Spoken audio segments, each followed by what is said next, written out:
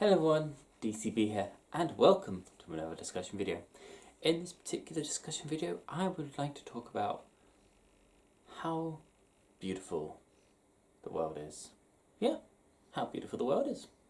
Its vast seas, its high mountain peaks, the rolling hills and dales, the flowers that grow in the fields, the grass, the bugs, the insects, the birds, and all of the animals that we share the world with. How beautiful and glorious it is. How precious and valuable this planet that we call home truly is. No, it's not going to be a rant about environmental health or anything like that. I just want to say and discuss how we should be appreciative of what we have, of this beautiful planet that we live on, and how lucky we are to be born where we are and to live where we are. Here in the United Kingdom, we have pretty much everything that a human needs to survive. We have no natural predators. We have the ability to have access to food and water, clean water, drinkable water, food that is safe to eat, that has been approved by a health standards agency before it has been put on the shelves. We have access to medication that once again has been thoroughly tested and deemed to be safe for human consumption after a multiple of tests. We have the ability to choose what we eat. We can either choose to go with unhealthy fast food that contains a lot of fat. We can choose to be somebody that just eats purely fruit and vegetables if we want. We can choose to have some sort of protein-based drink that we can consume. Of course, not an actual replacement for proper meals. We can choose to go on slim fasting diets. We have access to gyms and other recreational facilities where we can go and entertain ourselves, go and improve our health. We can go to a cinema to watch a film. We can even watch films on our computers, tablets, phones, televisions. We have access to televisions. We have access to a multiple of different channels depending on what TV package we want to have or what TV package we choose to have. We have an internet capability. We can choose to go with many different internet providers. We can choose who to get our gas supplied from, who to get our electric supplied from, who to get, as I say, our phone, TV, and internet through. Not so much our water. That's still a local thing. We can choose where we want to work. We can choose whether we go to college or university if we want to. Yes, we may have to pay for those places, but it's still a choice that we can have. You know, pretty much, we've got a lot of things. We can choose which political party to vote in, or vote for. We can choose even not to vote for a political party if we really want to. So here in the United Kingdom, we're pretty well off, you know. We're pretty, really well off, and we should be appreciated for that.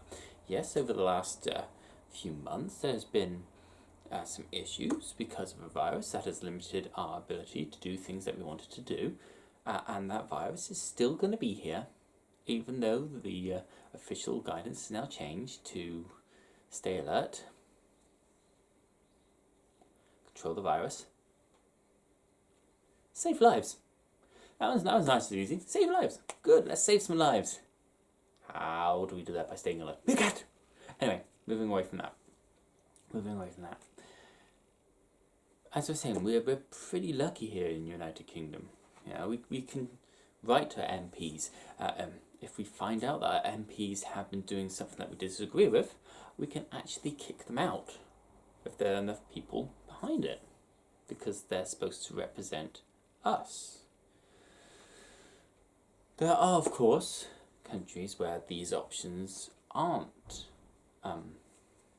available, you know, where you can't, or it's very hard to get access to clean food and safe drinking water, or safe food and clean drinking water, where it's hard or enough impossible to get hold of any sort of medication or education.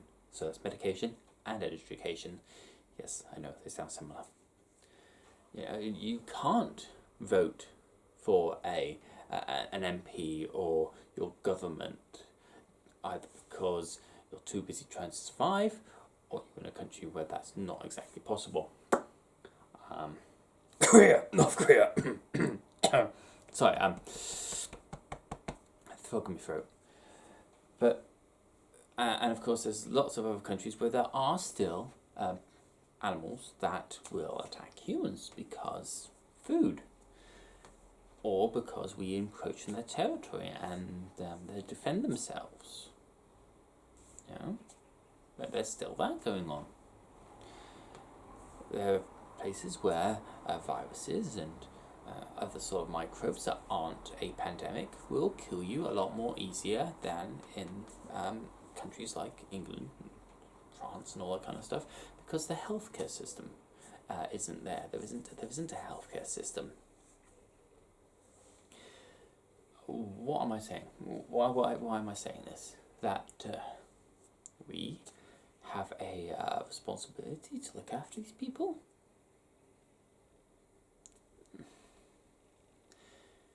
I don't know. I can't have an answer to that. There is an old saying, though, that you can give a man a fish and you'll feed them for a day. Teach a man to fish and you'll feed him for a lifetime. Going to the educational side of things. So rather than handing somebody the food, teach them to get their own food, and then they won't have to be given it. Okay, fair enough. But what if this place has unlimited access to food?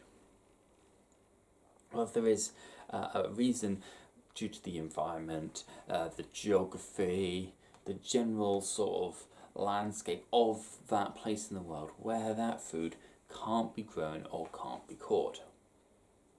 What do we do then?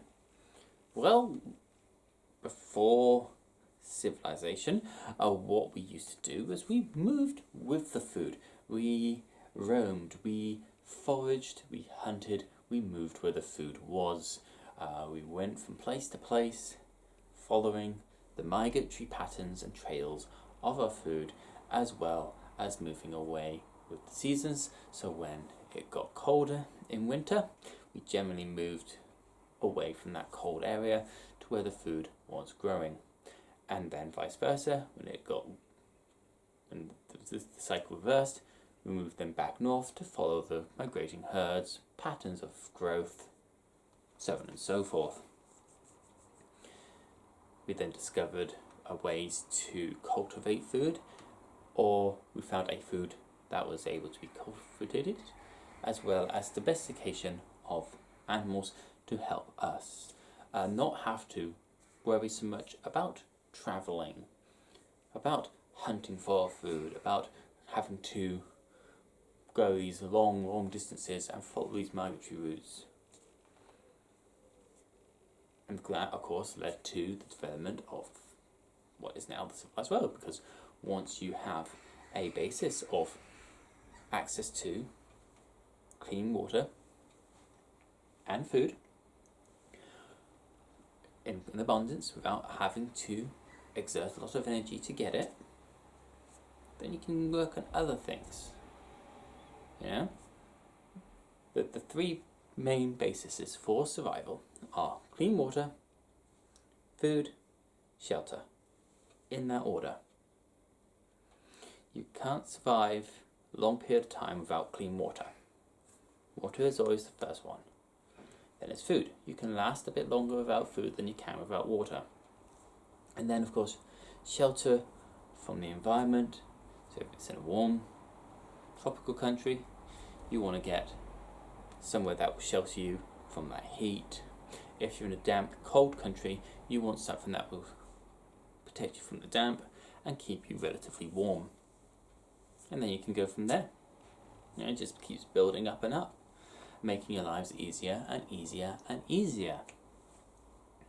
until you get to a point where pretty much you can do whatever you like. Of course, then how do you control that impulse to do whatever you like? Because there are people out there and there are certain thoughts and impulses which aren't exactly what we would call civilized. This is where the development of society and law comes in. We make these laws so then we don't have to live in fear of ourselves. And then as a society and by the pressure of our peers, we live together by those laws, rules, guidelines, social conceptions to live and work together in harmony to create a better place to live, an even better place to live, even easier place to live. A place to live that we can all come together and work in harmony to improve ourselves, our lives, and the lives of the others around us. Sounds great, brilliant, excellent. So yeah, good thing, great thing, brilliant. So yeah, so from that we are very, very well off in the United Kingdom at the moment. We're very well off in Europe at the moment. Other European countries are very well off at the moment. Even during this pandemic that we've got at the moment, we are still very well off. We are still very, very privileged because of the way that we are. We are lucky to be born in the place that we are.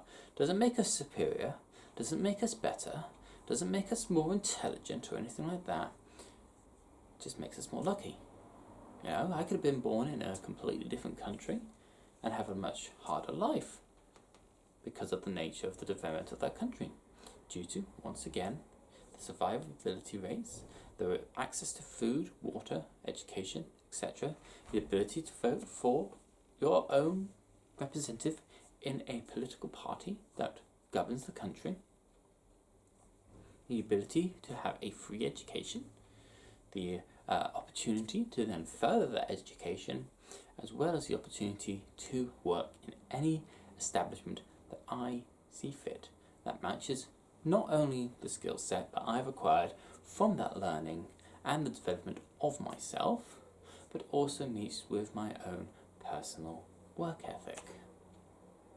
So, are we lucky to live and work in the United Kingdom? Are we lucky to be able to live and work in the country we're born? Yes, because there are so many people out there that aren't. So many people out there that have been born in countries which are considerably worse off because of their geography.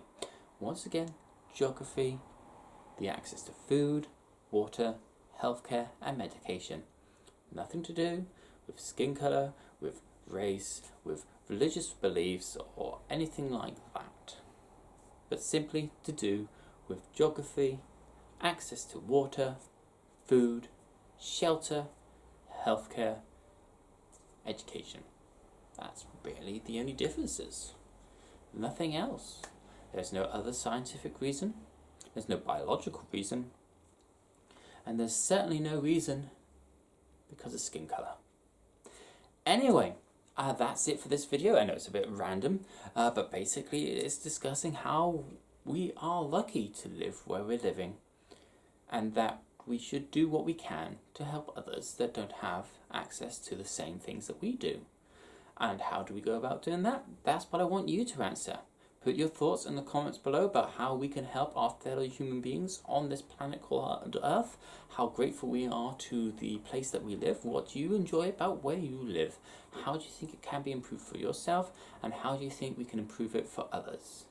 As always, if you're enjoying the videos, like the videos if you are enjoying them, subscribe to the channel if you haven't already, and until the next one, this is DCB.